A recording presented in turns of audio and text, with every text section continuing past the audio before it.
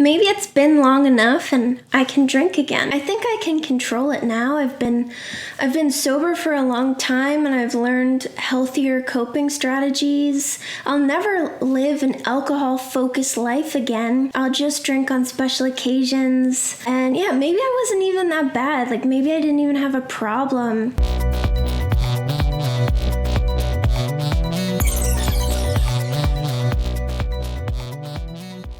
Hey, I'm Jill from Sober Powered, the podcast, and now the YouTube channel. So this YouTube will be all different stuff from what's on my podcast. And you're new here because this is my first ever video.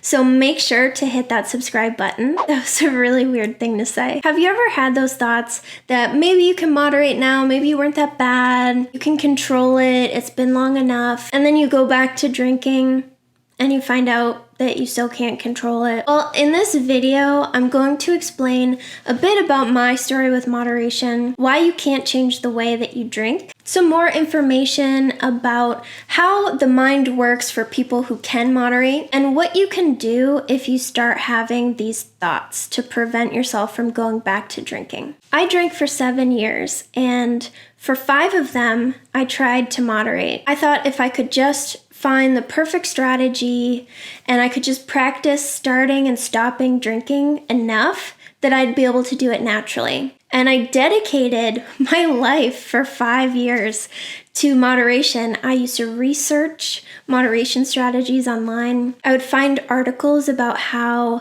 wine is healthy for you and women who drink wine tend to weigh less, to justify keeping it in my life. And over time, things just kept getting worse and worse for me. So I tried things like writing down my drinks, having my husband actually pour my drinks for me. I've used apps to count drinks, and I set a limit for the week. I wore rubber bands around my wrist, and each one signified a drink that I was allowed to have. I tried so many things, and none of them worked. So in the comments, let me know one of your crazy moderation strategies that you tried. No matter what I did, I always overdid it. I would plan on having 2 drinks, and I would have 5. Every single time consistently. I never moderated. So over the years, my mental health got really bad from all of the alcohol. So I was also a daily drinker. And towards the end of my drinking, I developed anxiety that would keep me up all night. I would drink and then pass out and then jolt awake at 2 or 3 a.m. and then keep myself up with anxiety and just horrible thoughts about myself until the morning, like maybe 6 a.m. And the thoughts and the self-loathing started to get really scary for me.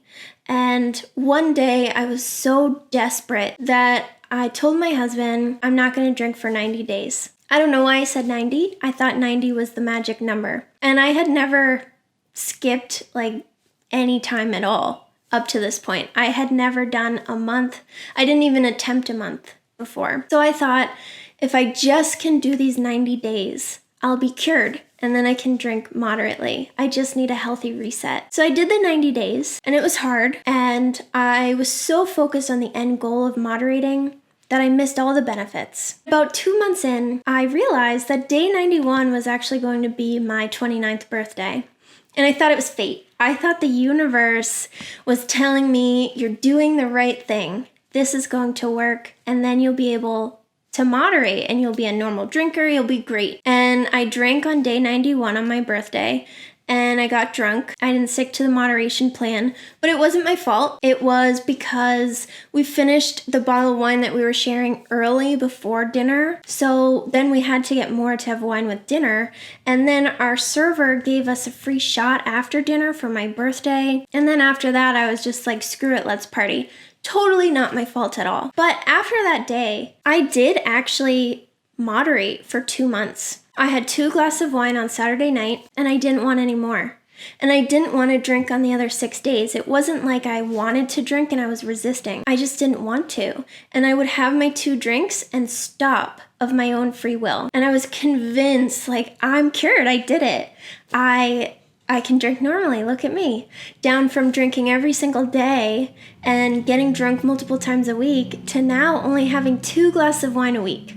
It was amazing. And then we went on a cruise and we had the drink package. And when you're on vacation, you just drink all day and all night, right? Isn't that what everybody does? So I told myself, go on vacation, have fun, do what you want, and then come home and we'll go back to moderating. Because special occasions were always the plan. I wanted to drink a little bit on dates with my husband and drink on special occasions. And a week later, when I got home from the cruise, I was drinking every single day again. I had no ability to stop once I started. I could not skip a day. I didn't skip one day after I got home from that vacation. And the anxiety came back. The scary thoughts came back. I was staying up all night again, hating myself, thinking horrible, horrible things about myself, and fighting off anxiety. And I suffered like that for 4 months. And then again, very, very desperate, at 5:30 in the morning, after not sleeping for the entire night and keeping my husband up the whole night too, I said, I can never drink again. And in that moment, I accepted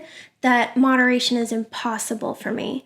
That no matter how much time I take off, even if I don't drink for 25 years, I'm always going to drink the same way. And what I don't think we realize about people who can moderate, I'm going to call them normal drinkers. People who can moderate don't think about alcohol all the time. They don't think about their drinking unless they're actively drinking. They might think during the day, like, maybe I'll go out and have a drink tonight. But that's the extent. They don't wake up the next day and think about how much they had or how they lost control. If they get drunk, it's because they decide to. Isn't that crazy? And they wake up the next day thinking it was worth it. How weird is that? Have you ever woken up hungover and thought, yeah, that was worth it. Getting drunk last night was so worth it. I'm glad I did that. But normal drinkers have the ability to stop once they start.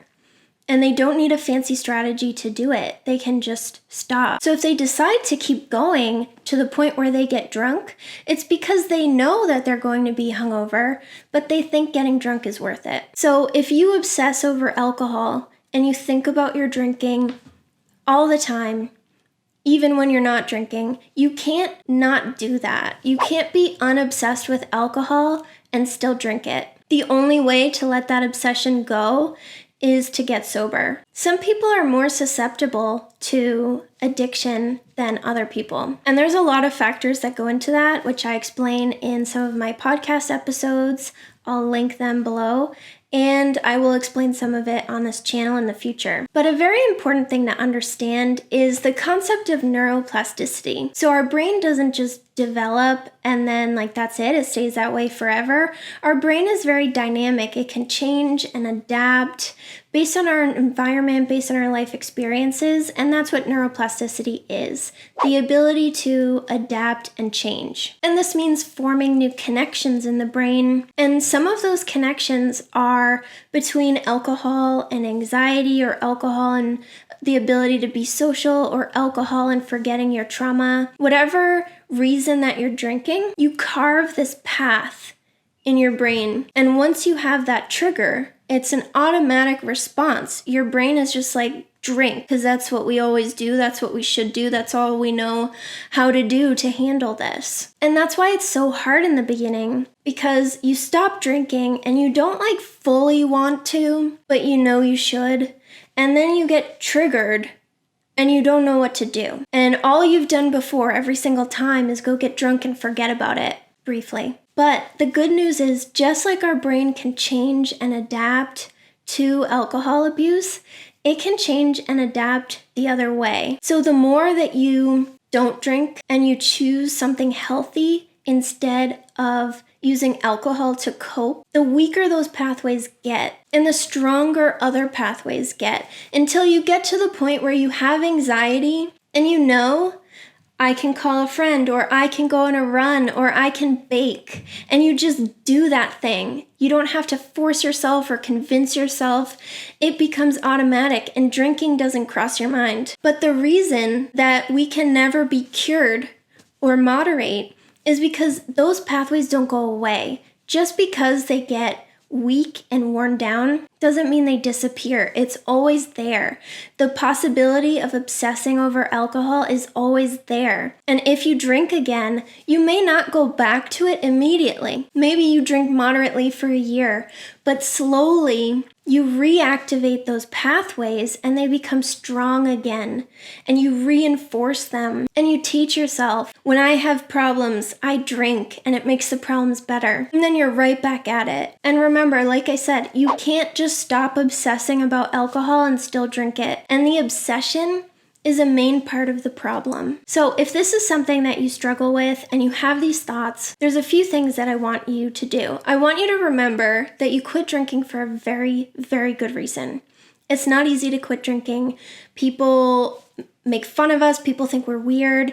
People criticize us. People try to get us to drink again. People stop inviting us to stuff. We lose friends. It's hard. It's not something that someone would decide to do unless they had a really good reason. So whatever your reason was, it was a good one. However long you've been sober, that's a long time and you've done it for a reason. So try to remember that when those thoughts of moderation pop into your head. Remember that you had a good reason, and that reason will always be there if you go back to drinking, because we can't change the way that we drink. And the other thing that I want you to do, if you're someone like me who's tried to moderate and failed miserably, that's a very strong piece of data.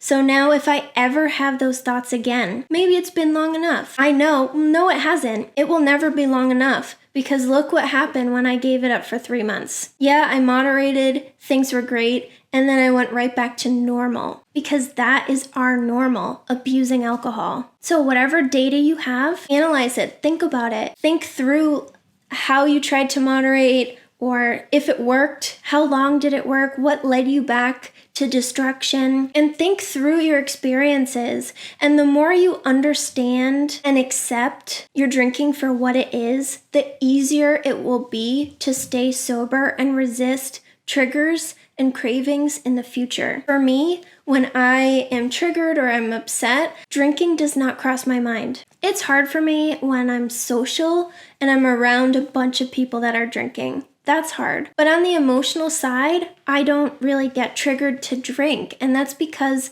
I associate drinking with anxiety, depression, and misery. I don't associate it with any form of relief or pleasure. And that is because I have so much data on my drinking. I understand it and accept it for what it is, and I recognize that I can never change my drinking. Let me know one of your moderation strategies in the comments, and I want to direct you to watch this video from Craig Beck. He helped me so much when I first got sober. I binged his podcast for the first few days, and I want you to watch his video on this topic and get his perspective too. And after that, please check out my podcast, soberpowered.com/listen, and make sure that you subscribe to my channel. And I'll see you guys next week.